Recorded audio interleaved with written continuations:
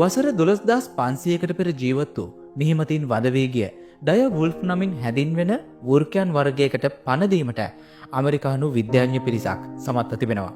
මිහිමතින් වද වී ගිය සතෙකුට මේ අයුරින් පණ දුන් පළමු අවස්ථාව මෙය වීම විශේෂත්වයක්. ඩය වුල්ෆ් යන්හි අරුත බිහිසුණු වෘකයා යන්නයි.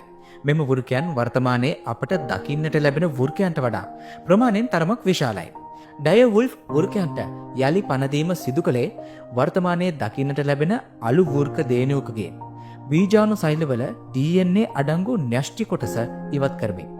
ඩය වුල්ෆ් වෘකයන්ගේ ජානමය ව්‍යුහයට අනුව එය යලි නිර්මාණය කිරීමනුයි. ඩය වුල්ෆ් වෘකයන්ගේ ජානමය ව්‍යුහයට අනුව සකස් කළ එම බීජාණු සුරතල් බැල්ලකගේ ගර්භාෂයේ තැන්පත් කර පසුව පැටවුන් ලබා ගැනීම සිදු කෙරුණා. ඒ අනුව සුදු පැහැති ඩය වුල්ෆ් වෘක පැටවුන් තිදෙනෙකුට පණ දීමට විද්‍යාඥයන් සමත් වූ අතර එම තිදෙනා රොමියුලස්, රීමස් සහ කලීසි යනුවෙන් නම් කර තිබෙනවා. මේ සිදු කළේ ඇමරිකාවේ කොලොසෝල් බයෝසයන්ස් විද්‍යා පර්යේෂණ සමාගමයි. අයිස් යුගයේ ජීවත් වුණු මැමතෙකුට පණ දීමටද මෙම සමාගම සූදානම් බවයි පවසන්නේ. ඒ 2028 වසරේදී.